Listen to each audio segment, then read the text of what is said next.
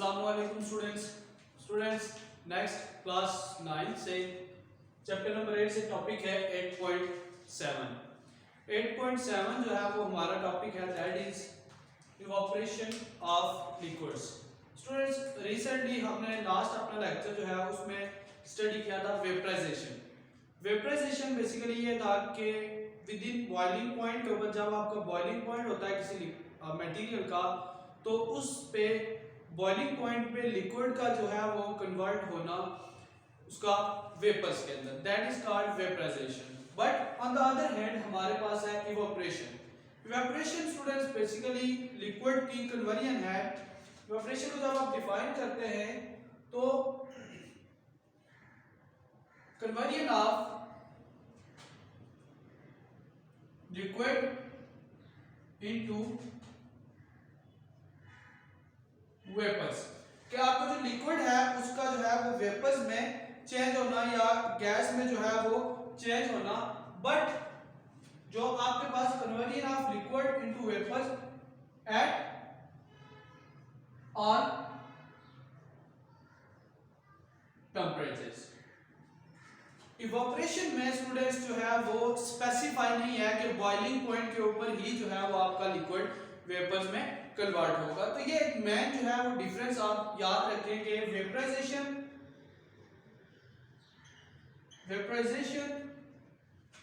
और इवैपोरेशन में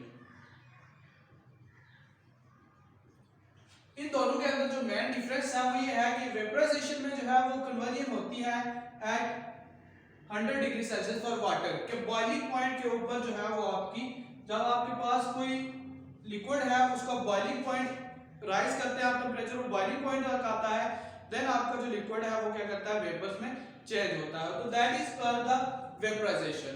बट किसी भी टेंपरेचर के ऊपर एट एनी टेंपरेचर जब आपका जो लिक्विड है वो वेपर्स में कन्वर्ट होता है तो इसको जो है वो इवैपोरेशन कहते हैं। लाइक आपने अक्सर देखा है कि अगर आपके जस्ट हाथ के ऊपर आप सिंपली कोई सिपरेट वगैरह या पेट्रोल वगैरह छोटा सा जस्ट जरा सा डालते हैं तो कुछ देर के बाद वो वहां से गायब हो जाएगा फौरन ही। मींस क्या है कि वो इवेपोरेट कहा जाता है। हम अक्सर कहते हैं कि जी लिक्विड जो है यानी जो आपका पेट्रोल है वो इवेपोरेट हो गया। तो इवेपोरेट होने का मतलब यह है कि अब उसका कोई बॉइलिंग पॉइंट नहीं था बट फिर भी वो जो है वो क्या हुआ उसका इवेपोरेट हुआ।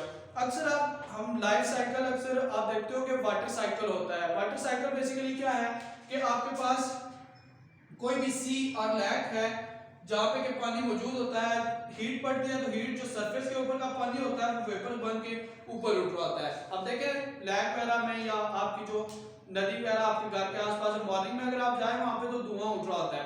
हालांकि वो पानी जो है वो बॉयल नहीं कर रहा होता, जस्ट वहां से क्या हो रहा है वेपरेट कर रहा होता है। तो सरफेस के ऊपर से किसी भी जनरल टेंपरेचर के ऊपर जब पानी वेपर में कन्वर्ट होने लगता है तो that is called the evaporation. ठीक है, इवेपोरेशन जो है हमारे पास प्रोसेस होता है जिसकी मदद से आपको जो लिक्विड है वो गैस में चेंज होता है और किसी भी रैंडम टेंपरेचर के ऊपर ऐसा हो सकता है। इसके लिए जो है वो बॉइलिंग पॉइंट का होना जरूरी नहीं है कि आपका लिक्विड जो है वो बॉइलिंग पॉइंट में जाएगा तभी जो है वो उसके वेपर्स कन्वर्ट होंगे। तो किसी भी रैंडम टेंपरेचर के ऊपर लिक्विड का जो है वो वेपर्स में या लिक्विड का जो है वो गैस में कन्वर्ट होना that is called the evaporation.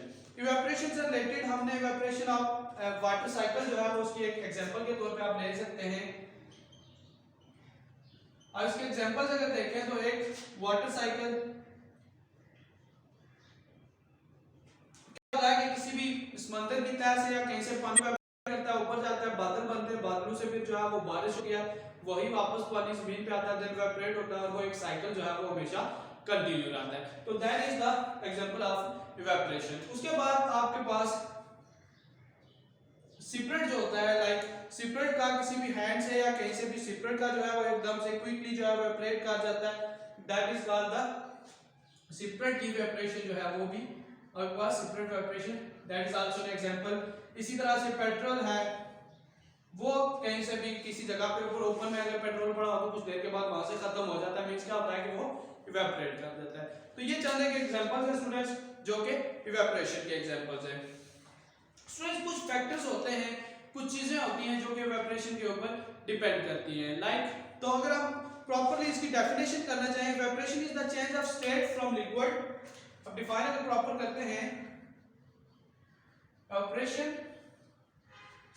Is the change of state from liquid to gas, and अब ये कह सकते हैं बिलो दी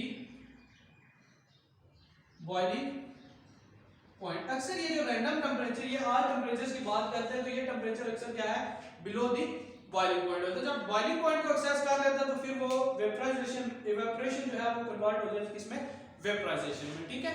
तो बेसिकली प्रोसेस के दोनों का हमने जो है वो डिफरेंस भी ध्यान में रखना है।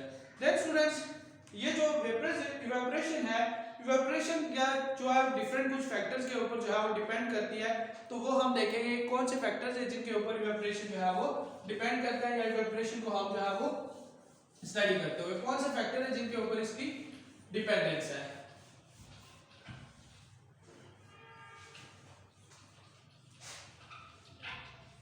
तो आप इसको factors that affect the evaporation, वो फैक्टर्स जो कि इवेपोरेशन को इफेक्ट करते हैं। उन फैक्टर्स में स्टूडेंट्स नंबर 1 है the rate of evaporation increase with the temperature. Number 1 हम क्या कहते हैं, टेम्परेचर नंबर 1 फैक्टर है। तो इसमें नंबर 1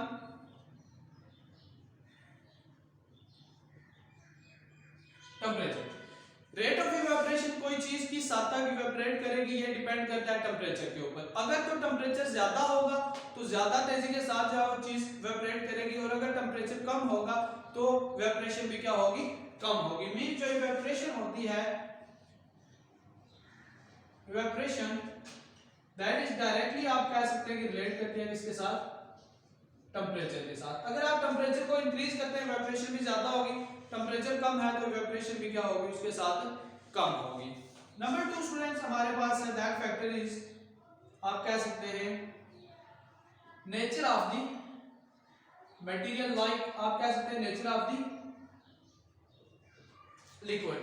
जो आपका लिक्विड है उसकी नेचर क्या है, यानी उसका जो है वो आपके पास लिक्विड, तो इन आपके पास some liquids have low boiling point. ऐसे लिक्विड स्टूडेंट्स जिनका बॉइलिंग पॉइंट जो है वो लो होता है, वो ज्यादा तेजी के साथ जो है वो इवेपोरेट करते हैं, और ऐसे लिक्विड जिनका बॉइलिंग पॉइंट ज्यादा होता है वो आराम से या लेट जो है वो इवेपोरेट करते हैं। तो इवेपोरेशन जो है वो बेसिकली इवेपोरेशन ये डिपेंड करती है किसके ऊपर, नेचर ऑफ मटेरियल के ऊपर, या नेचर ऑफ लिक्विड, लाइक या आप समझ लें कि इनके बॉइलिंग पॉइंट के ऊपर। अगर जो है वो high the boiling point less will be the evaporation। अगर तो लिक्विड का बॉइलिंग पॉइंट ज्यादा होगा तो इवेपोरेशन क्या होगी, कम होगी, और अगर बॉइलिंग पॉइंट कम होगा तो इवेपोरेशन क्या होगी, उसकी ज्यादा होगी। तो ये बेसिकली सेकंड फैक्टर है, नेचर जो है वो उसकी कैसी है।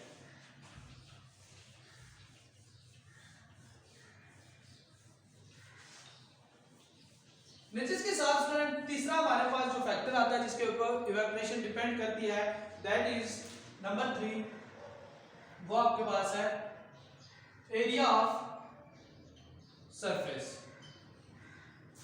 अगर आप गर्म चाय को एक प्लेट के अंदर डालते हैं, मींस एक प्लेट के अंदर गर्म चाय डालते हैं, वो क्या होगी कि ठंडी होगी, और अगर वही गर्म चाय दो चाय को एक को आपने कप में डाल दिया और उतनी चाय आपने जो है वो प्लेट में डाल दी, तो एज यू नो जो प्लेट में चाय है वो ज्यादा क्या होगी, जल्दी ठंडी होगी, मींस उसकी इवेपोरेशन क्या होगी, जल्दी होगी। तो larger the area, larger the area greater will be the evaporation. अगर एरिया ज्यादा होगा, लार्जर होगा तो इवेपोरेशन भी क्या होगी, ज्यादा होगी, और अगर एरिया जो है वो कम होगा तो आपके पास जो इवेपोरेशन भी होगी स्टूडेंट्स वो क्या होगी, कम होगी। तो इसके ऊपर भी जो है वो आपके पास डिपेंड करती है। When air blows across a liquid, a carrier away molecules escape liquid and reduces their charge to it. This is why wet cloths, अक्सर आप देखते हैं वेट क्लॉथ हैं उनको आप क्या करते हैं कि कहीं सुखाने के लिए डाल देते हैं। नंबर जो आपका 4 फैक्टर है that is blow of air. Number 4 factor है वो है ब्लो ऑफ एयर, हवा का चलना। अक्सर आप कपड़ों को सुखाने के लिए एक रस्सी वगैरह पे डाल देते हैं, अगर इवन धूप ना भी हो तो जब हवा उनको लगती है तो तब भी वो कपड़े सूख जाते हैं। रीजन क्या है कि जब हवा चलती है तो जितनी हवा चलेगी उसके अंदर से जो क्लॉथ के अंदर वेट ड्रॉप्स होते हैं, वाटर ड्रॉप्स, उनको क्या करती है साथ में अपने इवेपोरेट कर लेती है। तो इवेपोरेट होने से आपके कपड़े जो होते हैं वो क्या होते हैं, सूख जाते हैं। तो ब्लो ऑफ एयर जो है यानी कि हवा का चलना जो है वो भी इवेपोरेशन उसके ऊपर भी जो है वो डिपेंड करते हैं। जितनी हवा चल रही होगी उतना ही जो है इवेपोरेशन भी ज्यादा होगी, और हवा अगर कम ब्लो है उसका यानी उसका प्रेशर कम है तो उस सूरत में आपकी इवेपोरेशन भी जो है वो क्या होगी, कम होगी। उसके बाद है dryness of air. Number 5 dryness of air.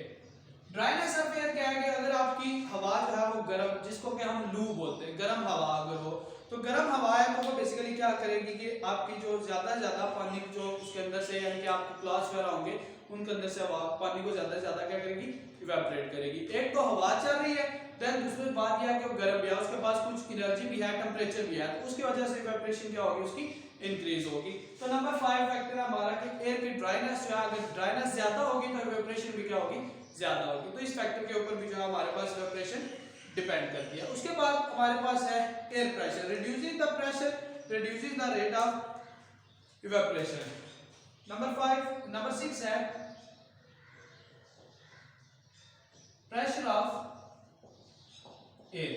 अगर आपके पास हवा का प्रेशर ज्यादा है तो इवेपोरेशन भी क्या होगी, ज्यादा होगी, और हवा का प्रेशर कम है तो उसकी इवेपोरेशन भी जो है उसके अकॉर्डिंग क्या होगी, कम होगी। तो ये चंद एक फैक्टर्स हैं जिनके ऊपर जो है इवेपोरेशन हमारा जो प्रोसेस है वो डिपेंड करता है। तो स्टूडेंट्स इसमें हम लोगों ने फर्स्टली जो है वो इवेपोरेशन जो है वो है क्या चीज, और उसके बाद कुछ फैक्टर्स हैं जिनके ऊपर के इवेपोरेशन जो है वो डिपेंड करता है। उन फैक्टर्स को जो है बेसिकली इसमें हमने स्टडी आउट करना है या हमने उसको जो है वो हमने डील किया इस लेक्चर में। ठीक, तो नेक्स्ट स्टूडेंट्स हमारे पास जो टॉपिक है that is cooling bye evaporation. Evaporation की मदद से जो है वो कूलिंग कैसे की जाती है, यानी इवेपोरेशन की मदद से किस तरह से किसी जगह को या किसी एनवायरनमेंट को जो है वो कूल किया जा सकता है। तो स्टूडेंट्स अक्सर इवेपोरेशन के इजी एक्सप्लेन हम इसको कर सकते हैं काइनेटिक थ्योरी से। मींस काइनेटिक थ्योरी ये है कि आपके जो एलिमेंट्स होते हैं या जो भी आपका मटेरियल है, मटेरियल बना होता है डिफरेंट मॉलिक्यूल से, और मॉलिक्यूल्स का मतलब ये है कि उसके अगर ऊपर डिफरेंट मॉलिक्यूल्स हैं तो मॉलिक्यूल्स की मदद से जो उनकी मूवमेंट होती है उसकी मदद से किसी भी मटेरियल के अंदर जो है वो काइनेटिक एनर्जी प्रोड्यूस होती है। और काइनेटिक एनर्जी बेसिकली क्या है, energy due to the motion. जितना ज्यादा आप एनर्जी या हीट प्रोवाइड करते हैं किसी सिस्टम को उतनी ही ज्यादा जो है वो उसके मटेरियल के अंदर जो मॉलिक्यूल्स है उनकी काइनेटिक एनर्जी भी होती है। तो अगर according to kinetic molecular theory देखें हम तो molecules of liquid remain in continuous motion. अक्सर हम लोग स्टडी करते हैं कि आपके पास जो लिक्विड के डिफरेंट मॉलिक्यूल्स हैं वो कंटिन्यूअसली जो है वो मूव करते रहते हैं, कभी एक पार्टिकल कभी दूसरा पार्टिकल एंड सो ऑन, उनकी क्या होती है, कंटिन्यूअस मोशन होती है। और कंटिन्यूअस मोशन का मतलब यह है कि उनके डिफरेंट हर एक मॉलिक्यूल, ये मॉलिक्यूल है ये मूव कर रहे हैं दिस डायरेक्शन, तो हर एक मॉलिक्यूल की जो डिफरेंट स्पीड्स होंगी, यानी डिफरेंट स्पीड के साथ हर एक मॉलिक्यूल जो है वो मूव करता है। तो जब इवेपोरेशन होती है स्टूडेंट, तो इवेपोरेशन का मतलब यह है कि ये जो मॉलिक्यूल्स हैं इनको इतनी ज्यादा काइनेटिक एनर्जी मिलती है कि ये इस सिस्टम के अंदर से जो है वो क्या करते हैं, स्कैप कर देते हैं। यानी मॉलिक्यूल्स को एनर्जी आप इतनी दे देते हैं इवेपोरेशन के दौरान कि वो वहां से जो है वो स्कैप कर जाते हैं, यानी कि मूव करते हैं। जब molecules escape from the liquid surface, molecules that remain in the liquid have low, जिन मॉलिक्यूल्स के पास काइनेटिक एनर्जी ज्यादा होती है वो क्या करते हैं कि ये जो लिक्विड सरफेस होता है उसके ऊपर से स्कैप करते हैं। वो जिनके पास के हाई काइनेटिक एनर्जी होती है वो यहाँ से स्कैप करते हैं, और बाकी जो मॉलिक्यूल्स बच जाते हैं उन मॉलिक्यूल्स की काइनेटिक एनर्जी क्या होती है, लोअर होती है। तो लोअर काइनेटिक एनर्जी का मतलब यह है कि उसकी हीट बेसिकली कम होती है, और हीट कम होने से जो आपका पार्टिकल या जो आपका मटेरियल है वो क्या करता है कि कूल होता है। तो इस मींस के इवेपोरेशन की मदद से हाई एनर्जी वाले मॉलिक्यूल्स को या हाई एनर्जी वाले जो आपके पास एलिमेंट्स हैं उनको यहाँ से स्केप कर दिया जाता है, और लो एनर्जी के जो बचते हैं आपके पास मॉलिक्यूल्स वो क्या करते हैं, फिर मटेरियल को कूल करते हैं। तो इस तरह के डिफरेंट स्टूडेंट्स हमारे पास इवेपोरेशन की जो है वो एग्जांपल्स हैं, like applications of the cooling bye evaporation. तो इसके एप्लीकेशंस कुछ हम इवेपोरेशन की देखते हैं, लाइक हम लोग घरों में अक्सर फैन चलाते हैं, मींस कि आपके पास number 1 cooling by fan. Application में मींस इसकी इवेपोरेशन की कुछ एप्लीकेशंस हैं जिनमें कि हम फर्स्ट में देखते हैं cooling by fan. Cooling by fan जो है वो ये क्या प्रोसेस है, अगर घर में किसी भी रूम के अंदर अब टेम्परेचर क्या होता है कि ज्यादा होता है, तो ज्यादा टेम्परेचर को फिर हम रिड्यूस करने के लिए क्या करते हैं कि फैन को चलाते हैं। मींस फैन चलाने से जो है वो बेसिकली आपके पास कूलिंग प्रोड्यूस होती है। तो ये भी एक जो है इवेपोरेशन की एग्जांपल है कि अब हॉट सीजन में when we use the fans to get a cooling sensation because the moving air increase the rate of evaporation of participation from our bodies. को हमारी बॉडीज के अंदर जो गर्म हवा होती है या जो गर्म आपके पास जो हीट अप हुआ होता है बॉडी, जब हवा चलती है तो उसकी वजह से वो क्या करता है कि हमारे बॉडी के ऊपर जो सेंसेशन मौजूद होता है आपका पसीना वगैरह या कुछ, उसको क्या करता है कि ठंडा करता है। इवेपोरेशन होती है, हीट वहां से जो है वो स्कैप कर जाती है और बाकी जो आपके पास मटेरियल या जो आपका वहां पे पसीना वगैरह जिसको आप देखते हो तो वो क्या होता है कि कूल हो जाता है, ठंडा हो जाता है। तो बेसिकली फैंस के चलाने से क्या होता है कि जो हवा के मॉलिक्यूल्स होते हैं वो बेसिकली क्या करते हैं कि स्कैप कर जाते हैं और वहां पे आपके पास क्या होता है कि कूलिंग की एक सेंसेशन जो है वो प्रोड्यूस होती है। सेम इसी तरह से आपके पास अगर fever control means second application जो है वो इसकी दैट इज फीवर कंट्रोल। अब फीवर कंट्रोल क्या है, अक्सर जब बुखार वगैरह हो जाता है तो आप देखते हैं कि कपड़ा वगैरह को लेके उसको गीला करके जो है वो जिस्म के साथ लगाया जाता है, लाइक माथे पे या कहीं पे भी। तो उसकी वजह से क्या होता है कि बॉडी जो है वो बहुत ज्यादा गर्म हीट अप हो रहा होता है। हीट अप बॉडी को जब आप कूल कोई चीज या वाटर वगैरह या ठंडे पानी से रखते हैं तो क्या होता है कि वाटर मॉलिक्यूल जो होते हैं उस बॉडी के अंदर से मीन जो बॉडी के अंदर हीट अप है, हीट को वहां से क्या करते हैं जज़ब कर लेते हैं। मीन बॉडी के अंदर से जो हीट होती है वो कहती है इवेपोरेट हो जाती है। उसकी मदद से फिर जो है बॉडी को क्या किया जाता है, कूल किया जाता है और जो आपका फीवर है उसको किसी हद तक जो है वो कंट्रोल किया जाता है। तो ये बेसिकली क्या होता है कि आपके वाटर मॉलिक्यूल्स होते हैं उनकी इवेपोरेशन की मदद से जो है वो आपका बॉडी कूल होता है। तो that is the also application of evaporation. इसी के साथ एक आपके पास नंबर 3 और ये जो है वो मेन बेसिकली आपकी एप्लीकेशन है, that is refrigerator.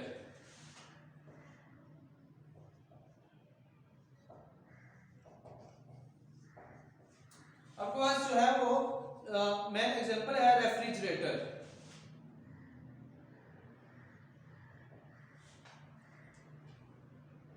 Refrigerator students इसके अंदर एक लिक्विड पड़ा होता है जिसको कि हम अक्सर जो है रेफ्रिजरेटर गैस भी कहते हैं, दैट इज फ्रीऑन। ठीक है, लाइक हमारे पास जो लिक्विड होता है यानी कि आपके पास जो एक वोलेटाइल लिक्विड होता है फ्रीऑन, ये बेसिकली मौजूद होता है।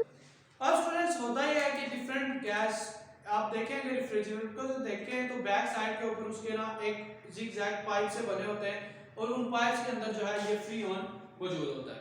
बेसिकली स्टूडेंट्स का कांसेप्ट ये है कि आप कोई जो चीज जो है फ्रिज के अंदर रखते हो जब, तो फ्रिज के अंदर रखने से क्या होता है कि उस फ्रिज के अंदर जो आपने चीज रखी है उसकी पहले टेम्परेचर क्या होता है, कुछ हद तक फ्रिज से क्या होता है ज्यादा होता है।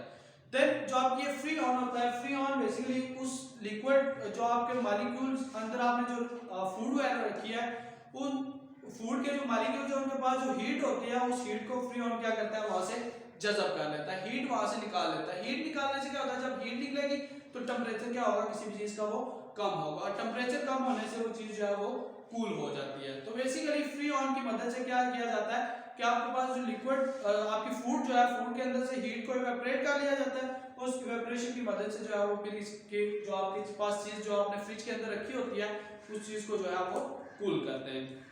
देन आप देखते हैं वो फ्री ऑन जो है वो बैकवर्ड उस पाइप के अंदर जिगजैग के अंदर मूव करती रहती है, वहां से फिर मजीद पाइप के अंदर से इवेपोरेशन होती है और आपका जो आसपास का यानी फ्रिज के जिस रूम में किचन वगैरह में पड़ा हुआ है किचन वार्म अप होता रहता है और इन साइड की जो सारी की सारी हीट होती है वहां से निकल के कहां पे जाती है, एनवायरनमेंट में। तो ये बेसिकली क्या है कि हीट की इवेपोरेशन होती है। जो आपके पास ये फ्री ऑन है स्टूडेंट्स, ये एक डेंजरस है, हार्मफुल है, बिकॉज कि ये जो ओजोन लेयर होती है हमारे एटमॉस्फेयर के इर्द गिर्द, ओजोन लेयर को जो है ये बहुत हद तक डैमेज करता है। न्यू जो आपके पास रेफ्रिजरेटर आते हैं उनमें जो है वो डिफरेंट इस तरह के आपके पास जो है वो गैसेस यूज की जाती हैं इंस्टेड ऑफ फ्रीऑन, जो कि किसी हद तक कम जो है या न होने के बराबर जो है वो ओजोन लेयर को इफेक्ट करती हैं। लाइक वहाँ पे जो है वो टेट्राफ्लोरोइथेन जो है वो फ्रीऑन की जगह पे यूज की जाती है, जिसकी मदद से जो है वो ओजोन लेयर को जो है किसी हद तक महफूज किया जा सकता है। तो ये बेसिकली सारा प्रोसेस होता है। ये 3 मेन एप्लीकेशंस हैं, यानी कि कूलिंग बाय फैन जो है या फीवर कंट्रोल, और जो रेफ्रिजरेशन है that is also the applications of evaporation.